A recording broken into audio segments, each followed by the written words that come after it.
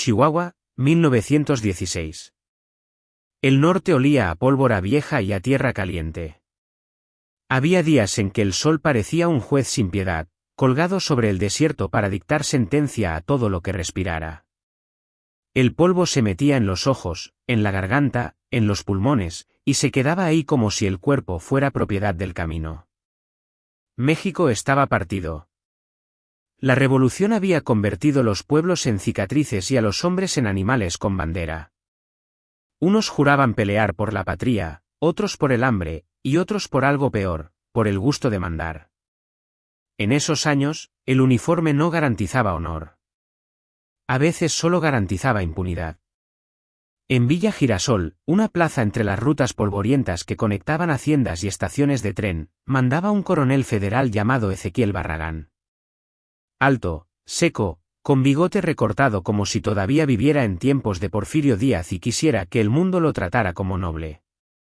Tenía unos ojos pequeños, oscuros, sin brillo humano, ojos de víbora que no miran para entender, miran para medir qué tanto puede doler. Barragán comandaba una guarnición de casi 200 hombres. Pero eso era apenas la fachada. En realidad se había vuelto patrón absoluto de la región, señor de la hacienda Santa Leonor, miles de hectáreas de algodón que se extendían como un mar blanco bajo el calor. La riqueza de aquel hombre no nacía de la tierra, nacía del lomo de los peones. Jornadas enteras por centavos, espaldas abiertas por el látigo, mujeres cargando agua con los pies partidos y niños trabajando antes de saber leer. La hacienda tenía muros altos, torres de vigilancia, barracones y una casa grande donde Barragán bebía coñac y presumía cuadros importados. Todo pagado con hambre ajena. Dicen los viejos que Barragán no se conformaba con explotar. Le gustaba humillar. Inventaba castigos como quien inventa juegos. Le gustaba ver a la gente bajar la cabeza. Y si alguien levantaba la mirada, si alguien se atrevía a sostenerle los ojos, entonces salía el demonio. En el norte, la justicia no llegaba con documentos. Llegaba con caballo, carabina y una palabra que se cumplía. Barragán lo sabía. Por eso se creía intocable. Tenía soldados, tenía contactos en la capital, tenía dinero para comprar silencios. Pensaba que el desierto lo protegía. Pero aquel coronel cometió un error. Y el error fue tocar a un muchacho que no llevaba rifle, no llevaba bandera, no llevaba ambición. Solo llevaba un apellido. El muchacho se llamaba Tomás Rentería. Tenía 19 años, el cuerpo delgado y fuerte de quien creció trabajando, la piel tostada por el sol de Chihuahua y unos ojos claros que parecían fuera de lugar en la dureza del norte. Tomás no era villista. No cabalgaba con la División del Norte. No sabía de estrategias, ni de arengas, ni de corridos. Tomás era un chamaco que intentaba sobrevivir en tiempos donde sobrevivir ya era una hazaña. Su madre vivía en un rancho pequeño, lejos de las líneas de combate. Tomás la ayudaba, cargaba leña, sembraba lo poco que se podía y, de vez en cuando, llevaba provisiones a pueblos cercanos para ganarse unos pesos. Era pobreza, pero también era dignidad. De esa que nadie escribe en libros. El problema fue que Tomás tenía corazón. Una mañana de abril, Tomás iba por el camino con una carreta vieja cargada de maíz y frijol. El calor empezaba temprano. En un recodo, encontró a una familia caminando como sombras, un hombre viejo, una mujer con la cara quemada por el sol y 3 niños que lloraban sin lágrimas, porque ya no les quedaba agua ni para llorar. Venían huyendo de un poblado donde los federales habían fusilado a varios acusados de ayudar a los revolucionarios. Tomás vio a los niños y sintió algo que en esos tiempos era peligroso, compasión. Detuvo la carreta, bajó 2 costales de maíz y 1 de frijol. Se los dio sin cobrar. No hizo discurso, no pidió agradecimiento. Solo los vio comer con desesperación y siguió su camino. No sabía que, desde lejos, un soldado de la hacienda lo observaba. En la lógica de Barragán, dar comida a una familia que huye era igual a traición. Y en la lógica de un ejército enfermo, un acto humano era evidencia. 3 días después, Tomás regresaba por el mismo camino. Una patrulla de 10 federales lo esperaba. Lo bajaron de la carreta a jalones, lo tiraron al suelo, le pusieron el cañón de un rifle en la nuca. Lo acusaron de villista. Tomás intentó explicar. Dijo que solo llevaba provisiones, que no peleaba por nadie, que los niños tenían hambre. La respuesta fue un golpe. Un culatazo que le partió el labio y le dejó sangre en la tierra. Los soldados se rieron. Para ellos, la sangre de un campesino era un chiste. Lo amarraron, lo arrastraron hasta la hacienda y lo metieron en una celda que olía a orines, miedo y desesperación vieja. Esa noche, Tomás no durmió. Escuchó gritos de otros presos. Escuchó golpes. Escuchó risas de soldados que torturaban como si fuera fiesta. Al amanecer, el coronel Ezequiel Barragán fue a verlo. Entró caminando despacio, con las manos detrás de la espalda, sonriendo como quien ya decidió. Miró a Tomás durante un rato largo, con curiosidad fría. Le preguntó su nombre. Tomás lo dijo. Barragán levantó las cejas, como si una chispa se encendiera adentro. Rentería. Barragán conocía ese apellido. Porque había un hombre con ese apellido que los federales odiaban y temían, Hilario Rentería, apodado por algunos como el Herrero, por otros como el Silencioso. Un villista famoso por hacer el trabajo que nadie quería hacer. Un hombre que, cuando llegaba a un pueblo, no pedía permiso para ejecutar traidores. Simplemente lo hacía. Hilario Rentería era una leyenda viva, pero no de las que se celebran. Era el tipo de leyenda que te obliga a rezar aunque no creas. Barragán preguntó si Tomás era familia de Hilario. Tomás dudó. Mentir podía ser peor. Dijo la verdad con la voz quebrada. Dijo que Hilario era su hermano mayor. La sonrisa del coronel creció. No era una sonrisa de alegría. Era una sonrisa de oportunidad. Como si el destino le hubiera dejado un regalo envuelto en carne. Barragán empezó a hablar de cuántos federales había matado Hilario. Habló de viudas y huérfanos como si le importaran, pero en realidad lo decía por placer, porque quería clavar culpa donde no correspondía. Tomás intentó repetir que él no peleaba. Barragán lo mandó callar. Luego dijo que iba a mandar un mensaje. No un mensaje con papel. Un mensaje con dolor. Le ordenó al cabo que lo prepararan para el mediodía. El cabo preguntó para qué. Barragán contestó con una palabra que en la hacienda se pronunciaba con escalofrío: espantapájaros. A mediodía, el sol caía vertical sobre el algodón. El aire temblaba, haciendo espejismos en el horizonte. Los peones trabajaban agachados, arrancando bolas blancas con manos heridas. En el centro de la plantación había un poste viejo, alto, grueso, oscuro. Barragán decía que era para cuervos. Los campesinos sabían la verdad, ese poste se usaba para quebrar voluntades. 6 federales arrastraron a Tomás hasta ahí. El muchacho suplicaba, pero la súplica en esa hacienda era un idioma que nadie respetaba. Lo colocaron contra el poste. Le estiraron los brazos como cruz. Le amarraron muñecas a una viga horizontal con cuerdas ásperas que le raspaban la piel. Le amarraron tobillos, pecho, cintura y cuello. Apretaron hasta que respirar fuera un esfuerzo. Barragán llegó a caballo, rodeado de oficiales. Ordenó reunir a los peones. Los capataces fueron por los campos golpeando con látigos, obligando a la gente a formar un semicírculo. Mujeres con rebozo, hombres con sombreros gastados, niños pegados a las faldas de sus madres. Nadie quería mirar, pero el coronel los obligó. Barragán señaló a Tomás y anunció que era hermano de Hilario Rentería. Dijo que lo dejaría ahí hasta que los cuervos terminaran con él. Dijo que ese era el mensaje. Dijo que si Hilario quería venir, que viniera. Que ahí lo esperaba. Hubo murmullos de terror. Rezos en voz baja. Puños apretados. Pero nadie se movió. Nadie se atrevió. Porque en la hacienda, moverse era firmar sentencia. Barragán se acercó a Tomás y le susurró algo al oído, algo sobre enseñarle a su hermano que toda acción tenía precio. Luego montó su caballo y ordenó que nadie se acercara. Ni agua. Ni sombra. Ni misericordia. Amenazó con castigo a quien desobedeciera. Y se fueron. En minutos, Tomás quedó solo en medio de miles de hectáreas. Solo con cuerdas cortándole la circulación. Solo con el sol quemándole la piel. Solo con la sed empezando a incendiarle la garganta. El primer día fue dolor. Dolor en hombros, dolor en muñecas, dolor en el pecho apretado. El segundo día fue desesperación. La voz se le gastó de pedir agua. El desierto no le contestó.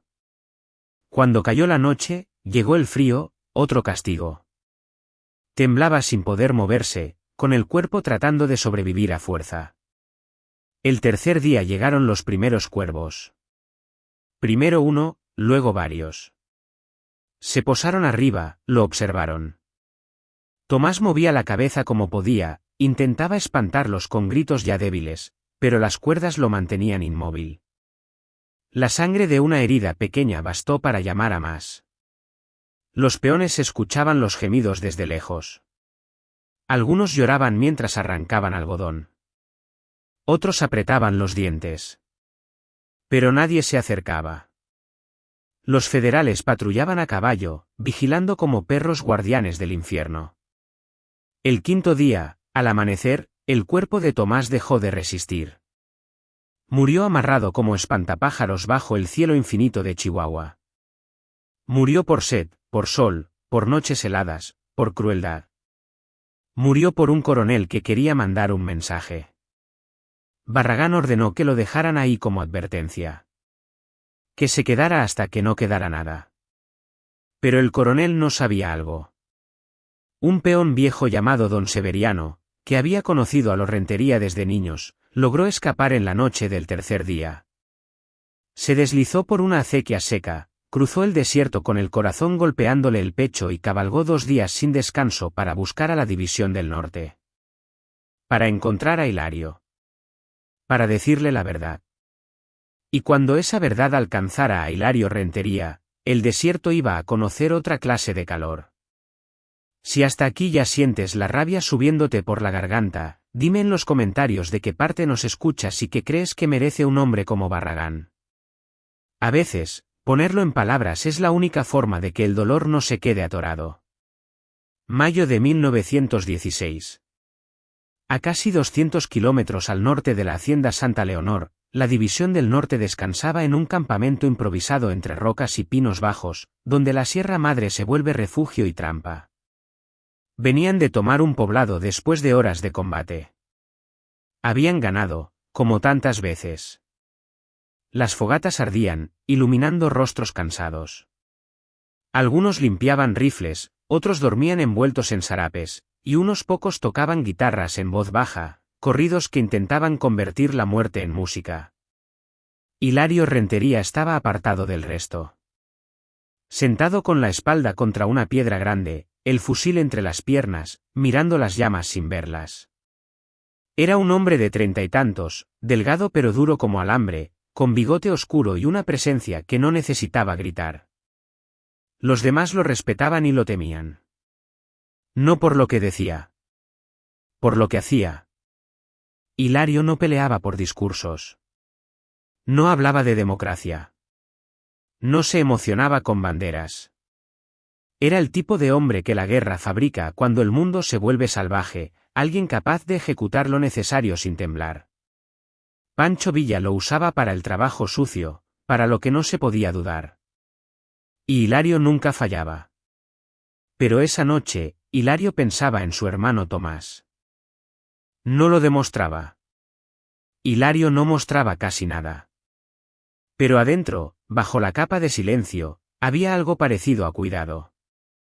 Le mandaba dinero cuando podía.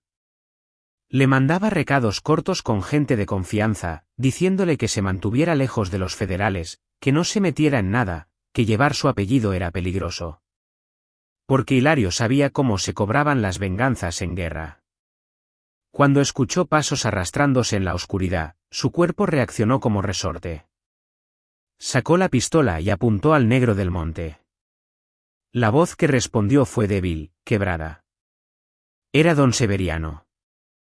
El viejo apareció en la luz de la fogata como un fantasma. Cubierto de polvo. La ropa hecha jirones. Labios agrietados. Ojos hundidos. Se tambaleó y casi cayó. Hilario lo sostuvo antes de que tocara el suelo. Gritó pidiendo agua. Le dieron cantimploras. El viejo bebió despacio, como quien vuelve de la muerte. Cuando por fin pudo hablar, levantó la vista y miró a Hilario con una tristeza que no se olvida. Hilario entendió sin palabras que venía una noticia que iba a quebrar algo. Don Severiano dijo que venía de la hacienda Santa Leonor. Dijo el nombre del coronel Ezequiel Barragán. Hilario sintió un apretón en el pecho, una sensación rara, porque Hilario no conocía el miedo, pero sí conocía los presagios. El viejo dijo el nombre de Tomás. Y el mundo se volvió silencioso. El campamento entero pareció apagarse. El crepitar de la leña se volvió lejano. La guitarra dejó de sonar. Los hombres cercanos miraron, como si el aire hubiera cambiado. Don Severiano contó todo. La acusación absurda. La celda. La sonrisa del coronel. La palabra espantapájaros. El poste en medio del algodón. Los 5 días. Los cuervos. La sed. La muerte. Hilario no gritó. No lloró. No se movió de inmediato. Se quedó de pie mirando al vacío, sosteniendo al viejo como si sostuviera el peso del mundo. Sus ojos, ya oscuros, se volvieron algo más, 2 pozos sin fondo. Preguntó dónde estaba el cuerpo. Don Severiano dijo que seguía ahí, amarrado, o lo que quedara de él. Hilario preguntó cuántos hombres tenía Barragán.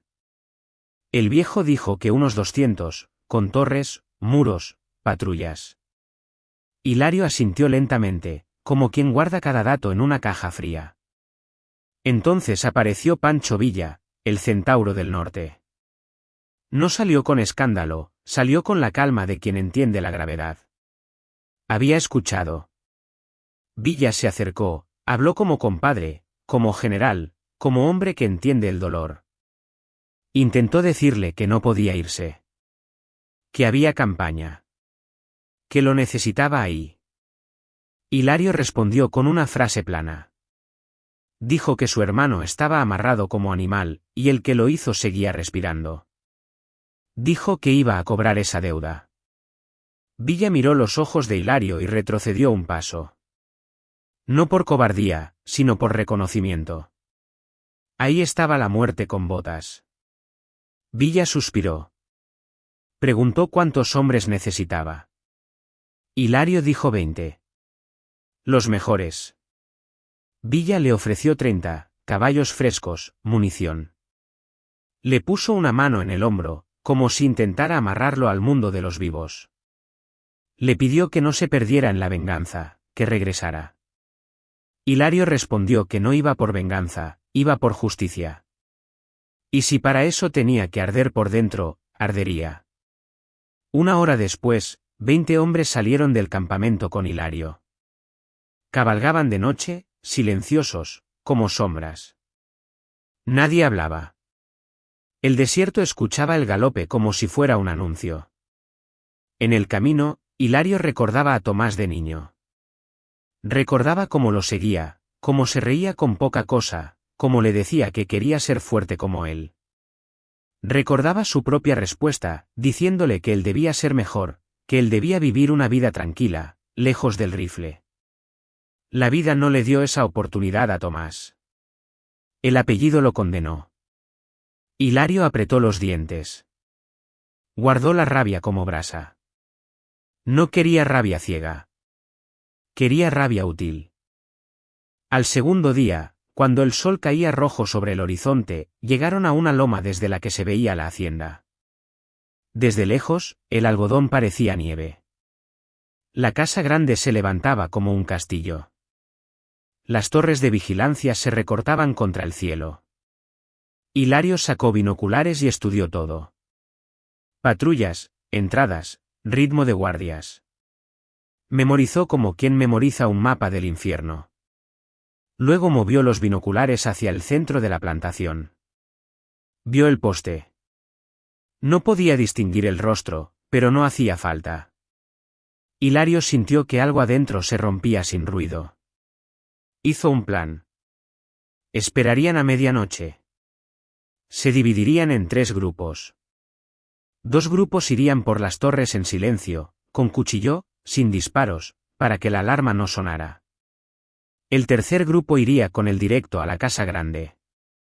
Quería al coronel vivo. No para perdonarlo. Para que entendiera. Acamparon en un cañón rocoso sin fogatas. Descansaron poco. Revisaron armas, cuchillos, cuerdas. Un dorado viejo, Jacinto, se acercó a Hilario. Le dijo que conoció a Tomás, que era buen muchacho, que no merecía morir así.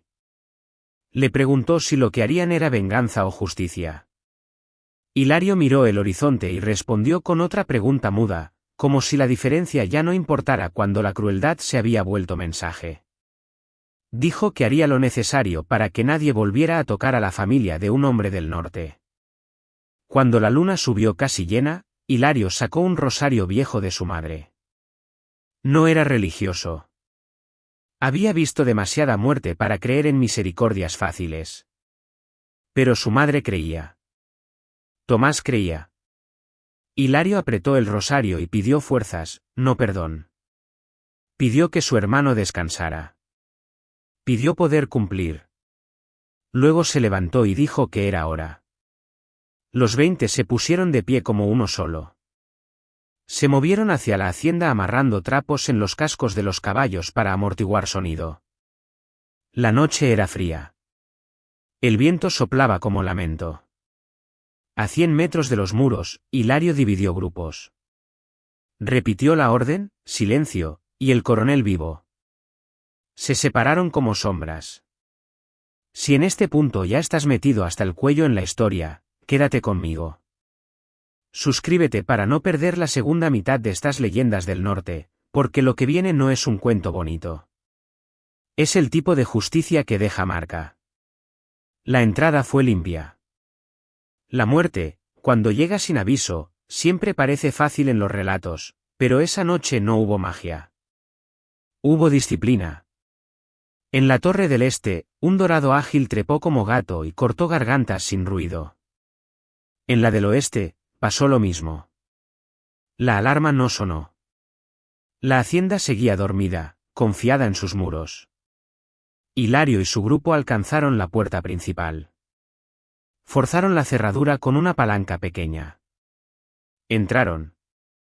El interior olía a tabaco caro, madera pulida y dinero robado. Alfombras gruesas, muebles importados, cuadros en las paredes. La riqueza insultaba. Hilario subió las escaleras con pistola en una mano y cuchillo en la otra. Sus hombres lo seguían pegados a las sombras. En el pasillo del segundo piso escuchó voces detrás de una puerta. No eran soldados de guardia. Era conversación lenta de quien se cree seguro. Hilario pateó la puerta. Dentro había un teniente joven que alcanzó a levantarse buscando arma. Hilario disparó 2 veces al pecho y el teniente cayó sin terminar de entender. En un sillón junto a la ventana estaba el coronel Ezequiel Barragán, con una copa en la mano, vestido para dormir pero con la arrogancia puesta como uniforme. Barragán reconoció a Hilario.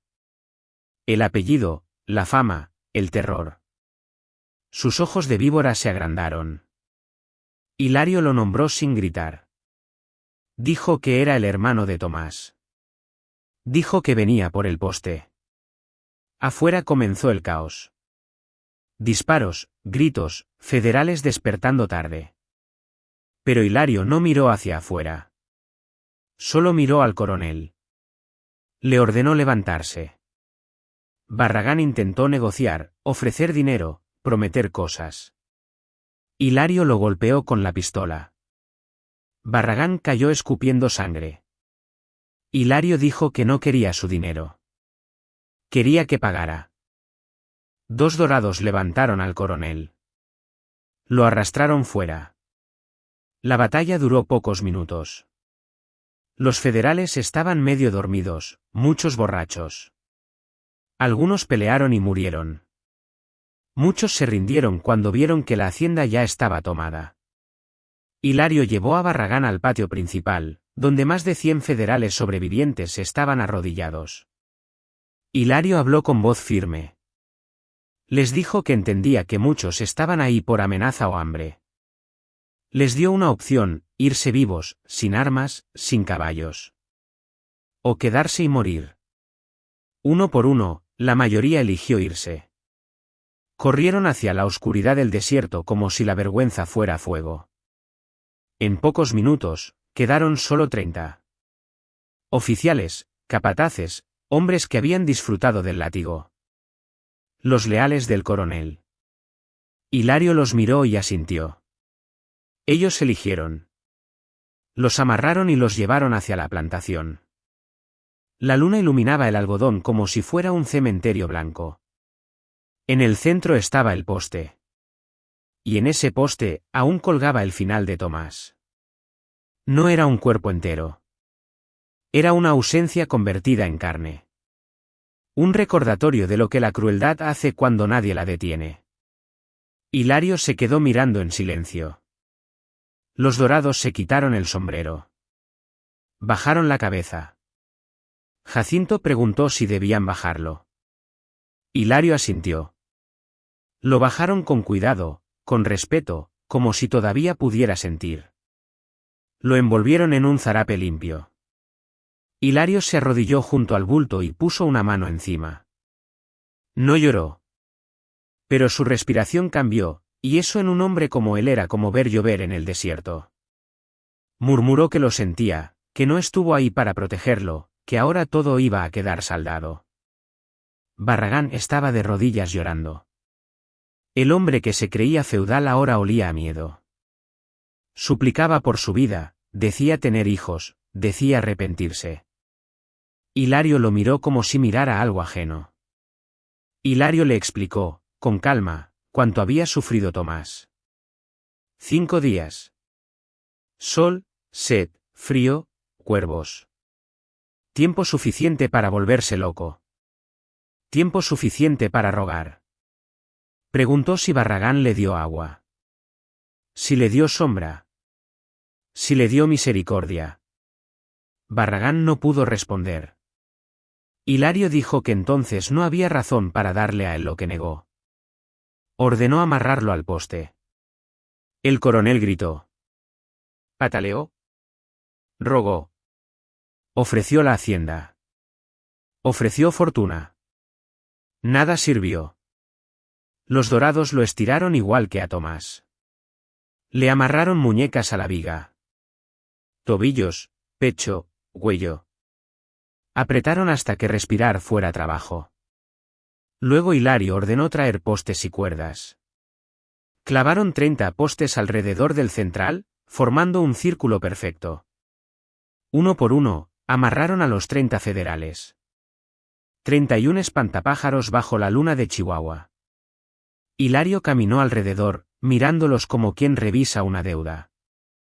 Dijo que lo peor de morir así no era solo la sed o el sol. Lo peor era el tiempo para pensar en todo lo que se hizo mal, en las oportunidades desperdiciadas de ser humano. Hilario anunció que Barragán tendría 5 días, como Tomás.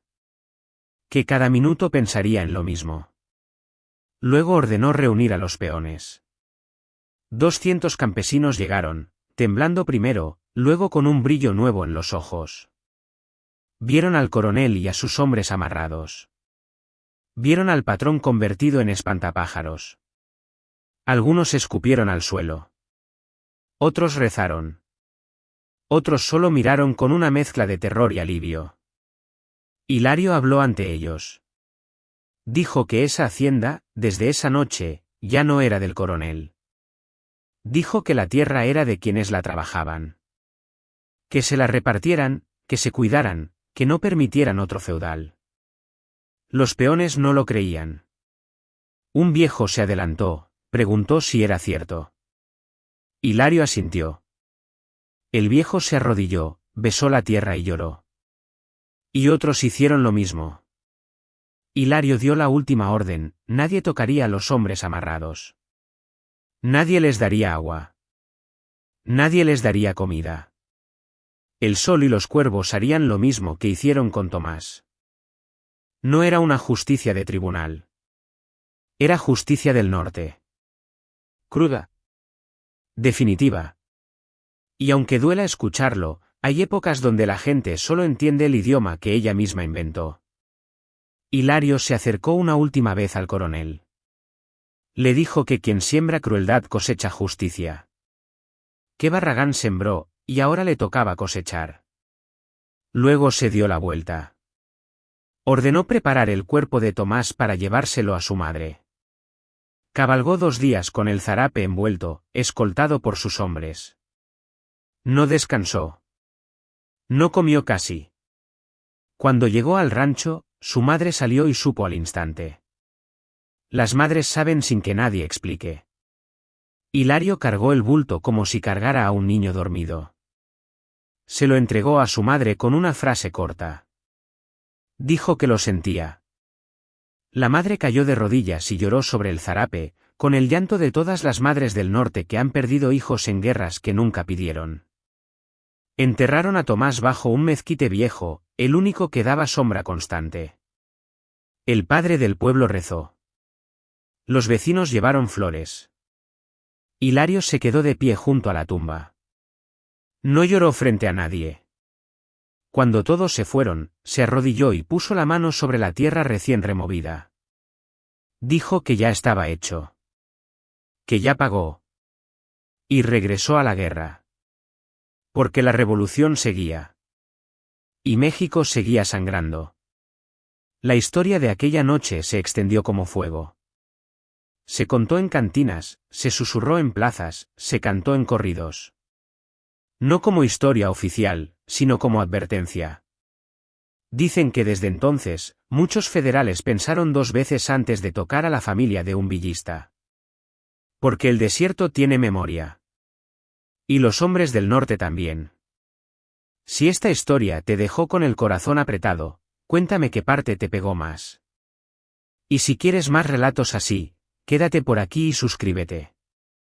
Hay memorias que no aparecen en los libros, pero viven en la voz de la gente.